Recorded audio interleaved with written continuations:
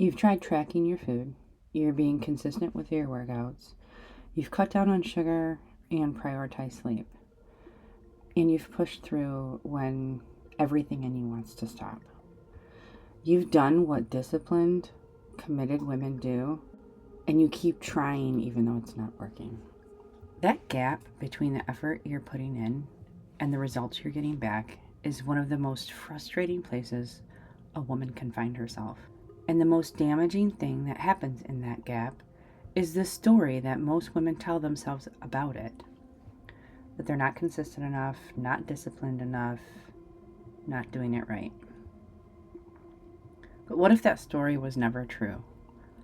What if the rules you've been playing by were simply never written for your body at this stage of life? There's something that happens in a woman's body in her 40s that the fitness industry has been a little deceptive about.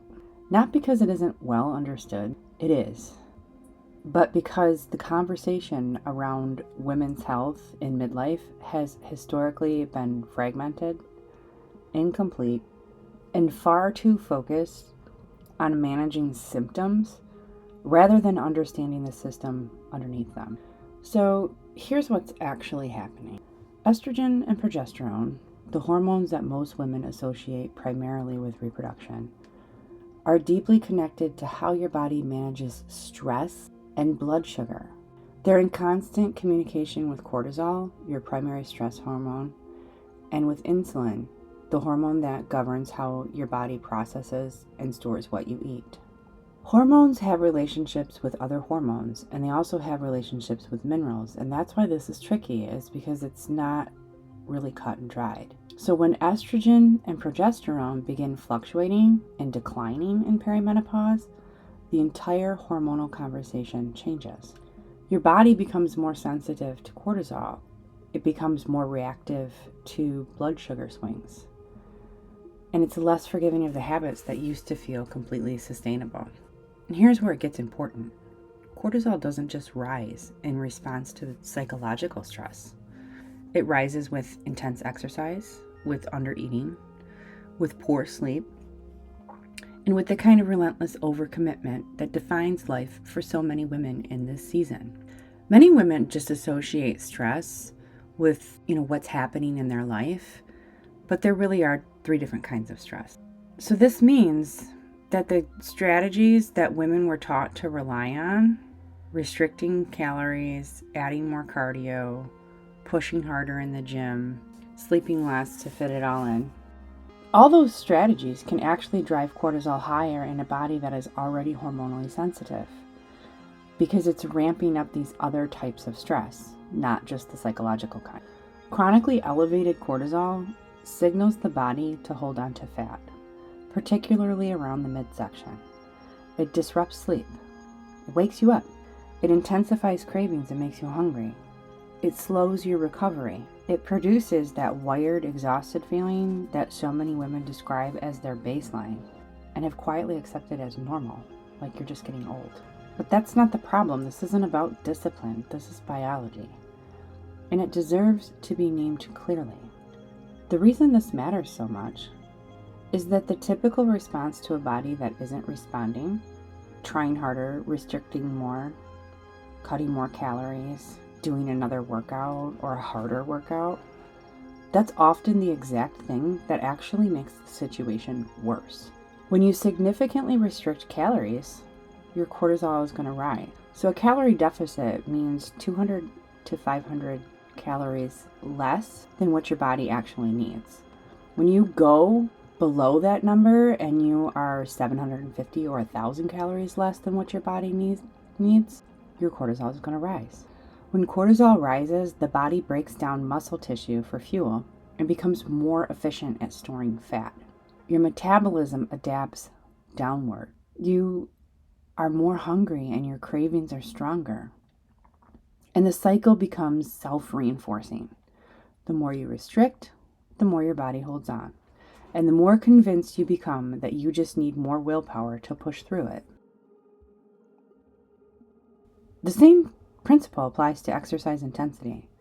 In a body that's already carrying a high cortisol load from stress, poor sleep, from hormonal fluctuation, high intensity exercise adds to the burden rather than relieving it. Not only that, but most women don't actually have a clear understanding of what high intensity exercise actually is. True high intensity exercise can be helpful, but the fitness industry has turned it into a 45-minute class. So women show up to these grueling classes expecting to see a change in their body, and what happens is that the harder they train, the worse they feel, and the slower their recovery becomes. And then the body becomes more resistant to the change that they're actually seeing. This is not a failure of effort. It's a physiological response to a system that is already overloaded. None of this means to stop exercising or stop caring about what you eat. It means that the approach needs to match the biology. And for most women in midlife, that requires a meaningful shift in what doing the right thing actually looks like. Before we talk about what actually works, I want to address something that actually comes up a lot.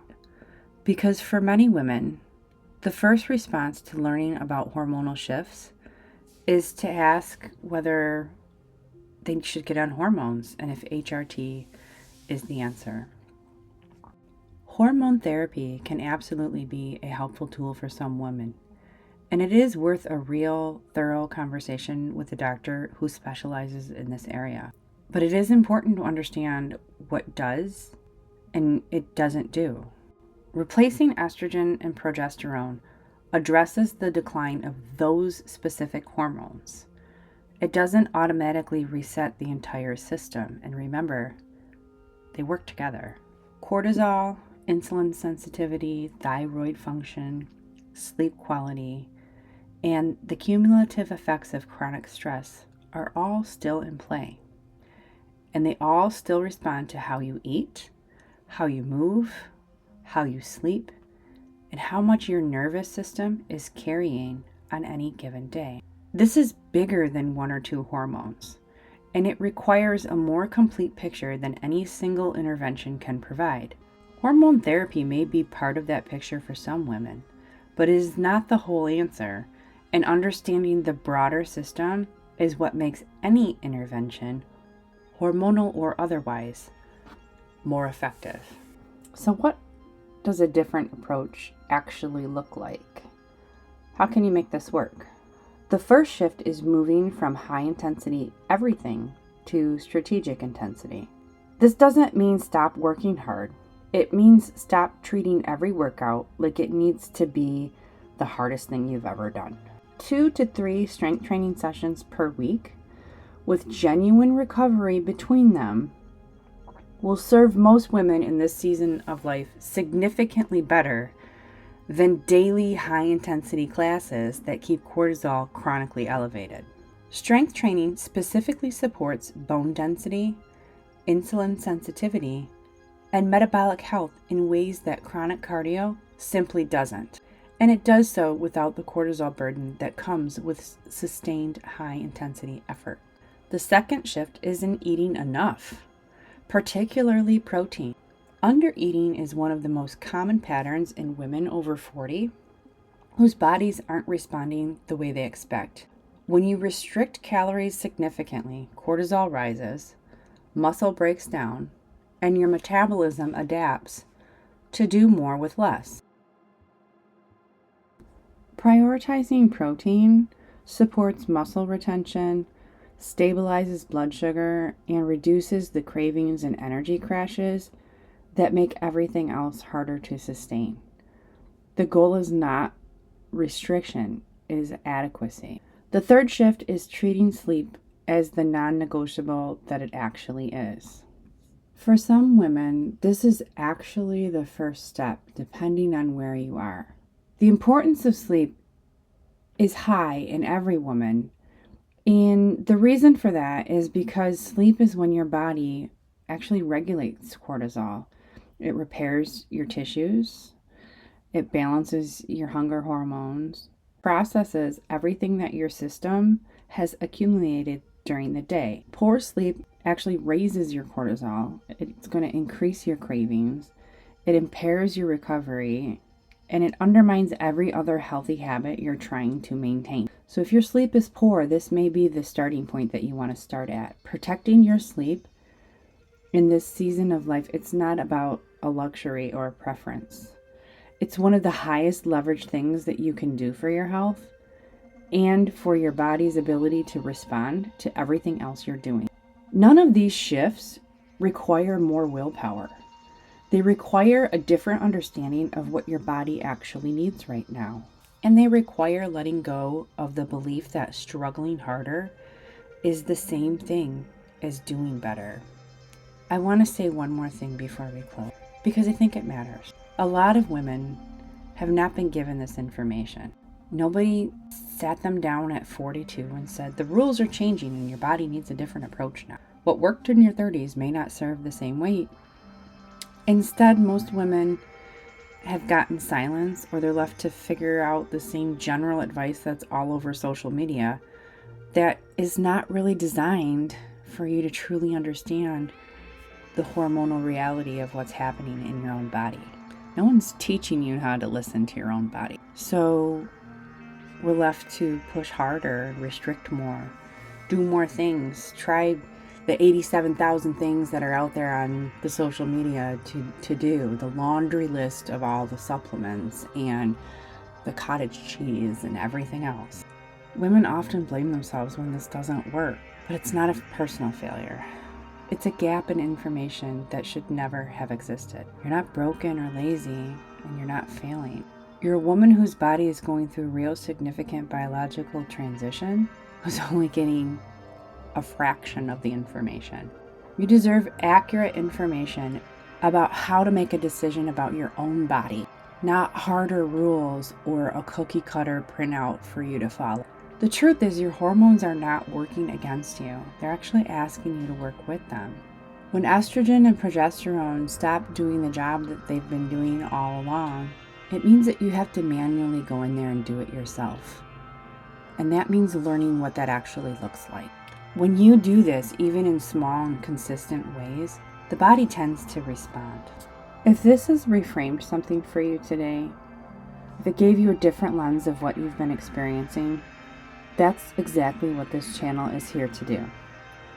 Every video here is built around one idea, that women in midlife deserve honest, complete information about what's actually happening in their bodies, so that they can stop fighting themselves and start working with their own body.